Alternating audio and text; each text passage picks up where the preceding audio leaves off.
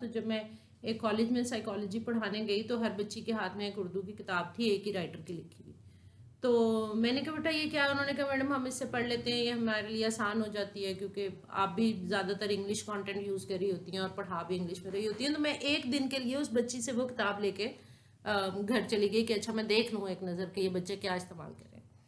तो sadly speaking उस author ने ना सिर्फ ये कि क्रेडिट्स नहीं दिए हुए थे ओरिजिनल इंग्लिश राइटर्स को, बल्कि ये भी ज्यादती थी कि उसने थेरी की बिल्कुल मीनिंग फ्लिप कर दिए हुए थे। और आई वाज थिंकिंग कि अच्छा अगर बच्चों को मेरी इंग्लिश समझ नहीं आ रही, जो कंटेंट मैं इस्तेमाल कर रही हूँ वो समझ नहीं आ रहा, और अगर वो ये समझ रहे हैं कि उर्दू का कंटेंट पढ़ के उनकी अंडरस्टैंडिंग डेवलप हो जाएगी, तो ये तो बिल्कुल उलट हो रहा है।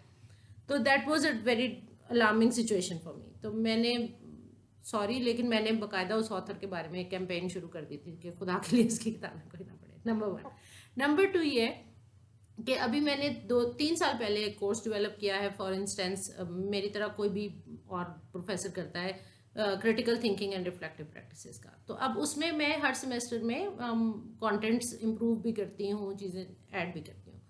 उसकी भी उर्दू ट्रांसलेशन मार्केट में आ गई, और वो भी मैंने जब देखी तो मैं बड़ी परेशान हुई कि यार क्रिटिकल थिंकिंग को और रिफ्लेक्टिव प्रैक्टिस को उर्दू लिखने वाले ने क्या बना के पेश किया।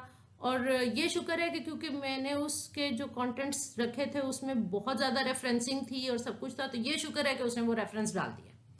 तो आई वाज लाइक अच्छा चलो कम से कम इसने ये मेहरबानी की कि इसने क्रेडिट्स दे दिए और रेफरेंस डाल दिए।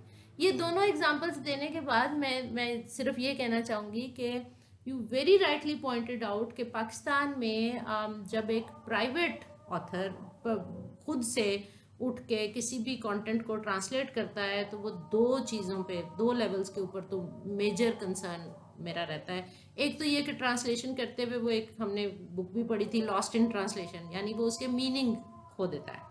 और दूसरी बात ये है कि उसकी रेफरेंसिंग वो उस तरह से नहीं करता जिस तरह से कि अंडर द कॉपीराइट होनी चाहिए।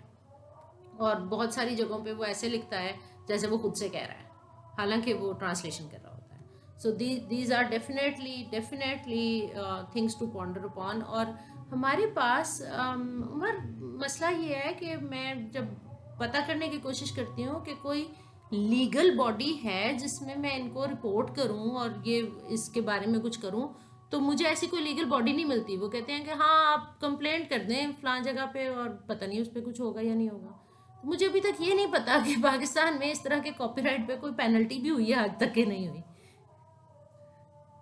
ये इशू है। लाइक जनरली हम लोग भी लाइक कंटेंट की डोमेन में काम करते हैं तो ये इश्यूज आते मतलब मैं हैं बच्चों को थोड़ा एक पूरी मतलब प्रेजेंटेशन देती हूँ अपने कोर्स में रिस्पॉन्सिबल कॉन्डक्ट ऑफ रिसर्च के ऊपर, जो शुरू इस चीज़ से होती है कि कॉपीराइट क्या है, इंटेलेक्चुअल प्रॉपर्टी क्या है। इवन किसी का आइडिया, किसी की बात आप पैराफ्रेज करके भी लिख रहे हैं तो भी वो बात अभी तक उसी की है। और हमारे साथ डॉक्टर सलमा होती हैं, वो कहती होती हैं कि किसी के तकिए पे अगर आप अपना गिलाफ चढ़ा देते हैं तो भी तकिया उसी का रहता है। तो तो वो हम अपने स्टूडेंट्स के साथ तो करते हैं, लेकिन यू आर राइट कि जो जो ऑथरशिप है इस वक्त पाकिस्तान में और जो मार्केट में अवेलेबल है पब्लिश्ड मटेरियल, उसमें भी कॉपीराइट को उस तरह से ना देखा गया है, ना मुझे कोई मैकेनिज्म समझ आता है कि मैं उसको रिपोर्ट कर सकूं। अच्छा इसमें एक इसी रेलेवेंट एक क्वेश्चन है जैसे आपने कहा कि like the Urdu translation of your work appeared in the market. So were you able to like find out who did it and did they like reach you to like write?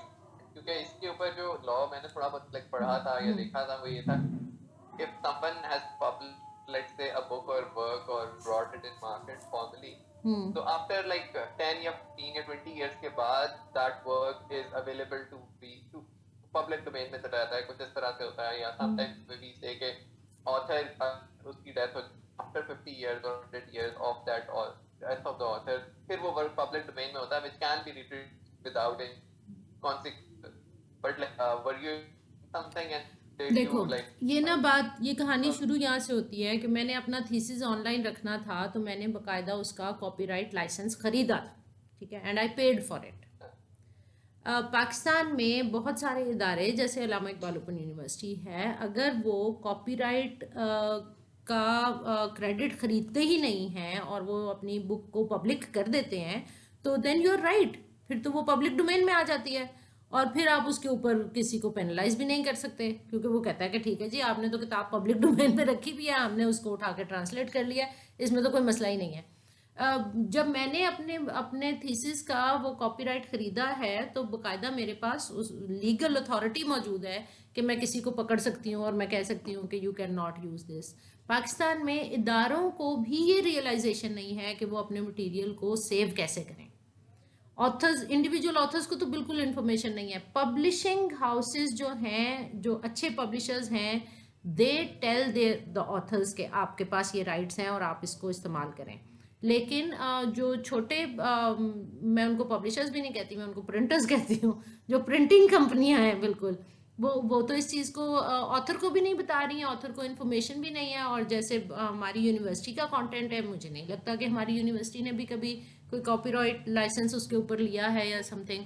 और जब आपने ले ही नहीं रखा तो फिर आप claim कैसे करेंगे?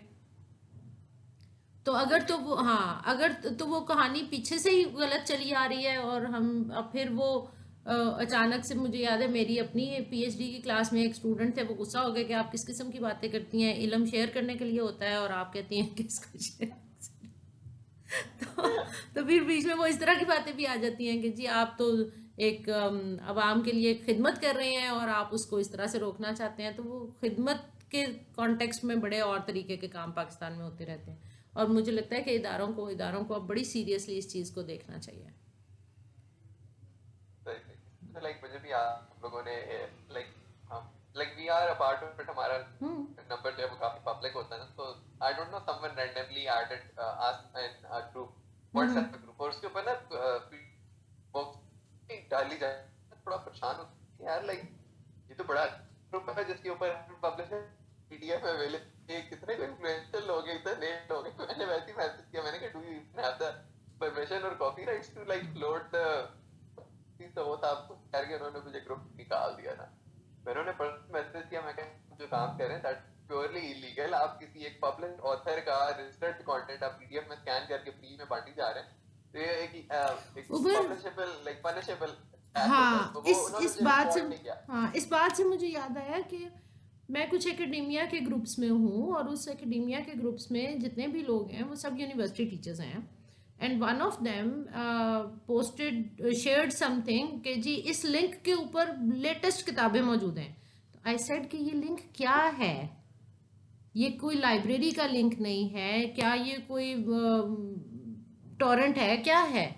तो देन ही सेड इतनी तो मैंने तहकीक नहीं की है लेकिन मैंने इससे किताबें डाउनलोड की हैं। आई वाज लाइक यार, मैंने उसको सिर्फ एक जुमला लिखा, मैंने कहा ये बिल्कुल ऐसी है जैसे कोई बहुत खूबसूरत ज्वेलरी लाके मार्केट में बेच रहा हो और आप खरीद लेंगे सोचे समझे बगैर के कहीं ये चोरी की तो नहीं है।